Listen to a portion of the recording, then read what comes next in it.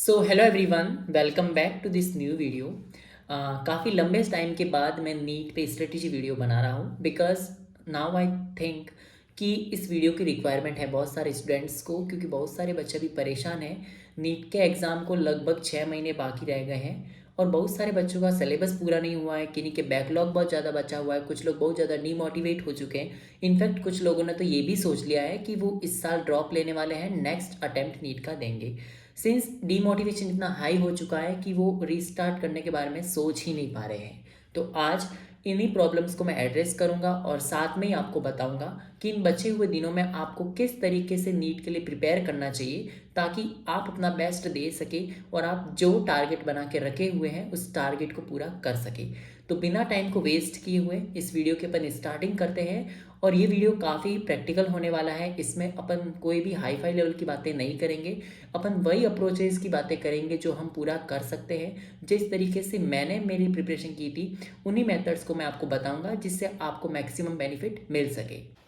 तो सबसे पहले अपन बात करेंगे उन स्टूडेंट्स की जिनका सिलेबस अभी तक कंप्लीट नहीं हुआ है और वो ऐसा फील कर रहे हैं कि उन्हें सिलेबस कंप्लीशन में बहुत सारी प्रॉब्लम्स आ रही है।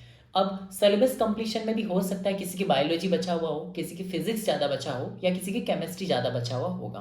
तो आई विल सजेस्ट कि सबसे पहले आपकी प्रायोरिटी होनी चाहिए कि आप बायोलॉजी के सिलेबस को कंप्लीट करें, देन केमिस्ट्री के, देन फिजिक्स के। बिकॉज जो ये सब्जेक्ट मैंने जिस ऑर्डर में बताए हैं वो ज़्यादा थ्योरेटिकल है, तो इन सब्जेक्ट्स को पढ़ के आप कम टाइम में ज़्यादा स्कोर कर सकते हैं। फॉर एग्जांपल, अगर आप 1 घंटे बायोलॉजी पढ़ते हैं और 1 घंटे फिजिक्स पढ़ते हैं तो आपका ज़्यादा बेनिफिट बायोलॉजी से होगा, क्योंकि थ्योरेटिकल है। आप एक चैप्टर इजीली 1 घंटे में कंप्लीट कर सकते हैं, तो उससे जो 2 या 4 क्वेश्चन आएंगे नीट एग्जाम में वो आप इजीली क्लियर या करेक्ट कर सकते हैं, तो आप ज़्यादा फायदे में रहेंगे। इसलिए आई विल सजेस्ट कि आपका जो भी सिलेबस बचा हुआ है उसमें सबसे पहले ये एनालाइज कर ले कि वो पोर्शन थ्योरेटिकल है या न्यूमेरिकल है।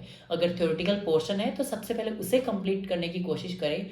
अब आपके मन में क्वेश्चन आ रहा होगा कि भैया आपने ये तो बता दिया कि कौन सा सब्जेक्ट हमको पहले कंप्लीट करना है, बट कैसे करना है ये तो आप बताइए। तो मैं आपको बताऊंगा कि biology, inorganic chemistry, organic chemistry, इनके लिए आपको कोई भी और सोर्स फॉलो करने की ज़रूरत नहीं है। आप सिर्फ अपनी एनसीईआरटी बुक को बार बार रीडिंग लगाएं, क्योंकि मुझे अच्छे से पता है कि नीट में क्वेश्चन जो होते हैं वो इन सब्जेक्ट के केवल एनसीईआरटी से ही आते हैं। तो अदर मॉड्यूल्स को फॉलो करना इसके लिए या हाई लेवल की बुक्स पढ़ना आपको इतना फ़ायदा नहीं करेगी, इनफैक्ट इससे आपका टाइम वेस्ट होगा।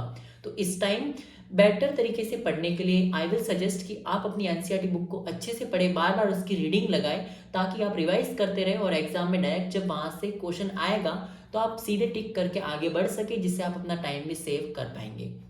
वीडियो में आगे बढ़ने से पहले मैं आपको बताना चाहूँगा कि सिंस दिवाली आ रही है तो दिवाली के ऑस्पिशियस ओकेशन पे फिजिक्स वाला आपके लिए लेके आया है बेस्ट गिफ्ट्स, जो कि है कि आपको जितने भी बैचेस हैं उन पे डिस्काउंट दिया जा रहा है। तो अगर आप चाहें तो इन बैचेस में एनरोल कर सकते हैं, like Yakeen 6.0 for dropper, Lakshya fast track for class 12th, Arjuna NEET 4.0 for class 11th and Yakeen Hindi 3.0 for droppers. सो अगर आप चाहें तो इन बैचेस में एनरोल्ड करके अपने ड्रीम्स की तरफ अपना एक कदम बढ़ा सकते हैं, अपनी प्रिपरेशन को अच्छे से स्टार्ट कर सकते हैं, अपना अच्छे से रिविजन कर सकते हैं। Apart from this, in batches के लिए सेपरेट मॉड्यूल्स डिज़ाइन किए गए हैं, तो अगर आप चाहें तो इन मॉड्यूल्स को अमेजॉन या पीडब्ल्यू स्टोर से परचेज कर सकते हैं एंड यूज़ द कोड दिवाली20 ताकि आपको मिल सके डिस्काउंट। सो देरी ना करें, अच्छे से अपनी प्रिपरेशन को स्टार्ट करें और अपनी लाइफ में ब्राइटनेस लाए अपने ड्रीम्स को पूरा करके। कुछ लोग ऐसे होंगे जिनका फिजिक्स या फिजिकल केमिस्ट्री अभी बचा हुआ है, तो उन लोगों को मैं सजेस्ट करूंगा कि अगर आपको ऐसा लगता है कि आप बहुत अच्छे से पूरे दिन पढ़ सकते हैं तो आप रेगुलर वीडियोस देखते रहे जो कि लेंथी वीडियोस होते हैं। लाइक आप फिजिक्स वाला यूट्यूब चैनल से फिजिक्स के जो ओल्ड वीडियोस है वो देख सकते हैं, काफ़ी इफेक्टिव है, क्योंकि मैंने भी उन्हीं से मेरा सिलेबस कंप्लीट किया था और मेरे जो मार्क्स आए थे वो आए थे 160 आउट ऑफ 118 फिजिक्स। तो आई विल सजेस्ट कि आप वहाँ से ही फिजिक्स को कंप्लीट कर सकते हैं। सेम चीज़ मैं फिजिकल केमिस्ट्री के लिए बोलूँगा, वो भी सर ने पूरा कंप्लीट करवा रखा है, तो आप वहाँ जाके अपनी जो सिलेबस है उसको कंप्लीट कर सकते हैं। बट कुछ बच्चे ऐसे होंगे जिनको ऐसा लग रहा होगा कि हम एक चैप्टर के 8-8 9 9 वीडियोस इस टाइम तो नहीं देख सकते, तो उनको मैं सजेस्ट करूंगा कि आप जो वन शॉट वीडियोस अवेलेबल हैं उनको देख ले, उनको देखते हुए उनके नोट्स बनाएं एंड देन उसकी फॉर्मूला शीट बनाएं और उसी को बार बार रिवाइज करें, ताकि आपको एक फील आ सके कि आपका सिलेबस कंप्लीट हो चुका है। अब आगे बात करूंगा मैं उन लोगों की जिनका सिलेबस कंप्लीट हो चुका है ऑलमोस्ट, और उनको प्रॉब्लम हो रही है रिवीजन में कि उनको रिवाइज किस तरीके से करना है, ये उन्हें अच्छे से पता नहीं चल रहा है। तो यहाँ पे मैं रिवीजन का अपना मेथड आपको बताऊंगा कि मैंने किस तरीके से लास्ट के नीट में जो 3-4 महीने बचे थे उसमें अच्छे से रिवाइज किया था। तो मैं सब्जेक्ट वाइज आपको बताता हूँ। सबसे पहले बात करता हूँ बायोलॉजी, इनऑर्गेनिक, ऑर्गेनिक की। तो इन सब्जेक्ट के लिए मेरे रिवीजन का जो मेथड था वो सेम था कि मुझे बायोलॉजी की जो एनसीईआरटी है जिसे मैंने हाईलाइट किया है उसे अच्छे से रिवाइज करना है। एनसीईआरटी अगर आपने हाईलाइट नहीं की है तो आप अभी से पढ़ना शुरू कर दीजिए और अपने आप हाईलाइट करके उसको अच्छे से रिवाइज करें। इसी के साथ में बायोलॉजी में अबाउट द ऑथर सेक्शन होता है, जो समरी सेक्शन होता है, इसे नहीं छोड़ना है क्योंकि क्वेश्चन यहाँ से भी बन जाते हैं। और जब ऐसे क्वेश्चन बनते हैं तो बहुत सारे बच्चे उन क्वेश्चन को गलत करते हैं या अटेम्प्ट नहीं करते हैं क्योंकि उन्हें लगता है ये क्वेश्चन आउट ऑफ एनसीईआरटी है। तो अगर आप इन सेक्शंस को पूरा करके जाएंगे तो आप अच्छा स्कोर कर पाएंगे और आपको एक एक्स्ट्रा एज मिलेगी, आपकी रैंक बूस्टअप हो जाएगी। बात करते हैं फिजिकल केमिस्ट्री की और फिजिक्स की। तो इसके लिए रिवीजन का जो सबसे अच्छा मेथड होता है वो होता है आपके नोट्स। अगर आपने नोट्स बना रखे हैं तो आप उन नोट्स में जितने भी क्वेश्चंस हैं उनको सॉल्व करें। एंड आपकी मेथड ये होना चाहिए कि आप क्वेश्चन पढ़ के आंसर को हाइड कर दें, देन उसके बाद पूरे क्वेश्चन को अच्छे से सॉल्व करें। लास्ट आंसर आने तक इसको सॉल्व करना है, बीच में छोड़ना नहीं है क्योंकि नीट में कई बार पॉइंट्स की गलतियां हमसे हो जाती है। तो वो गलतियां तभी एलिमिनेट होगी जब आप आंसर को पूरे तरीके से सॉल्व करेंगे। तो उनको आंसर को सॉल्व करें। इसके अलावा जो प्रीवियस क्वेश्चंस होते हैं वो रिवीजन का सबसे बेस्ट सोर्स होता है अकॉर्डिंग टू मी। बायोलॉजी हो, इनऑर्गेनिक हो, ऑर्गेनिक हो या फिजिकल केमिस्ट्री हो, सभी के लिए आपको प्रीवियस क्वेश्चंस को फॉलो करना है। For biology I will suggest कि आपको लास्ट 10 ईयर्स के क्वेश्चन ही फॉलो करने हैं। Same for inorganic and organic chemistry, क्योंकि उससे पुराने जो क्वेश्चंस होते हैं वो आउटडेटेड होते हैं, वो आउट ऑफ एनसीईआरटी आते थे पहले लेकिन अब नहीं आते हैं। तो उन क्वेश्चंस को आप हो सके तो अवॉइड करें और जो लास्ट लेटेस्ट 10 ईयर्स के क्वेश्चंस हैं उन्हीं को प्रैक्टिस करें, जिससे आपका रिवीजन बहुत अच्छे से हो पाएगा। बात करें फिजिक्स की, तो फिजिक्स के लिए आई विल सजेस्ट कि आप फॉर्मूला शीट्स बनाएं अपने रिवीजन के लिए और उसके साथ में न्यूमेरिकल प्रैक्टिस अच्छे से करते रहें। अब मैं बात करूंगा उन स्टूडेंट्स की जो रिवीजन भी कर रहे हैं, जिनका सिलेबस भी कंप्लीट है बट मॉक टेस्ट में उनके मार्क्स इंक्रीज नहीं हो रहे हैं। उनके मार्क्स हर टेस्ट में सेम आ रहे हैं या फिर डिक्रीज होते जा रहे हैं और ये सबसे बड़ा कॉज बन रहा है उनके डीमोटिवेशन का। उनकी हिम्मत हर मॉक टेस्ट पे टूटती जा रही है। हर मॉक टेस्ट के बाद वो बहुत डीमोटिवेट हो जाते हैं, उन्हें लगता है कि सब कुछ बिगड़ रहा है, उनसे जो कंडीशन है वो अच्छे से संभाली नहीं जा रही है और वो बहुत ज़्यादा परेशान हो चुके हैं। तो ऐसी कंडीशन में आपको क्या करना है, मैं अच्छे से जानता हूँ कि जब आपके मॉक टेस्ट में मार्क्स पूरी मेहनत के बाद भी कम आते हैं या बढ़ते नहीं है तो हम कैसा फील करते हैं। अगर मैं मेरा एग्जांपल बताऊं तो I was enrolled in Allen DLP and physics वाला डीएलपी। तो एलन के जो मॉक टेस्ट होते थे उसमें मेरे मार्क्स काफ़ी कम आ रहे थे, 530, 540, 550। इससे ज़्यादा मेरे मार्क्स कभी बढ़ ही नहीं रहे थे and I was getting demotivated and मुझे ऐसा लग रहा था कि सिलेक्शन होगा या नहीं होगा।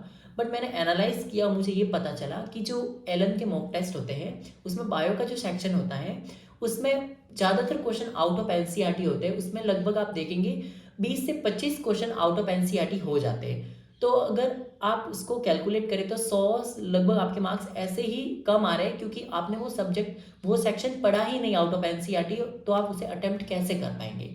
तो मेरे कहने का मतलब सिर्फ इतना सा है कि आपका टारगेट सिर्फ इतना सा होना चाहिए कि जो थ्योरेटिकल सब्जेक्ट है जैसे कि ऑर्गेनिक, फिजिकल, इनऑर्गेनिक केमिस्ट्री या फिर आपका बायोलॉजी, इसमें आपके एनसीईआरटी से एक भी क्वेश्चन गलत नहीं होना चाहिए आपके मॉक टेस्ट में। और ऐसा तभी हो पाएगा जब आप एनसीईआरटी का अच्छे से रिवीजन करके जाएंगे।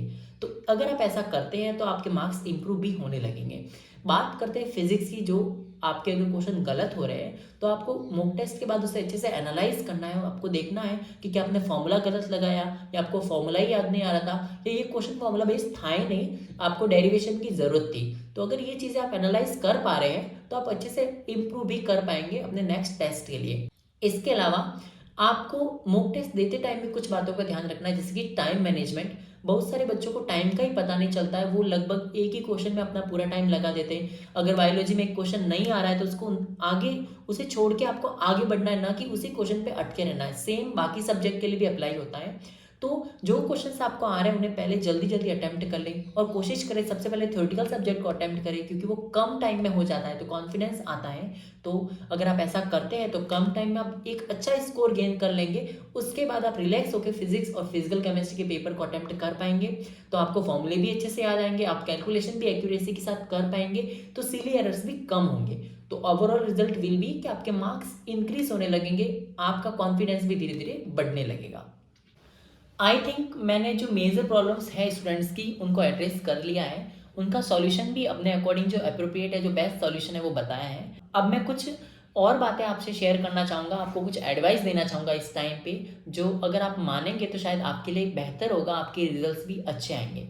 सबसे पहला मैं बात करूँगा टाइम मैनेजमेंट की। I will request to you all कि प्लीज़ अपना टाइम वेस्ट मत करें। जो सोशल मीडिया है लाइक इंस्टाग्राम, फेसबुक, यूट्यूब, इस पर अननेसेसरी अपना टाइम मत वेस्ट कीजिए, क्योंकि ये टाइम काफ़ी ही क्रूशियल है आपके लिए। अगर आप इस टाइम इंस्टाग्राम पे रील्स स्क्रॉल कर रहे हैं तो आपका जो कॉम्पिटिटर है वो आपसे आगे निकल जाएगा, वो आपसे बहुत अच्छे मार्क्स लेके आपको पीछे रख सकता है। सो अभी ये टाइम है कि आप एक कॉम्पिटिटिव स्पिरिट अपने अंदर बनाए रखें ताकि आपके रिजल्ट्स इंप्रूव हो सके।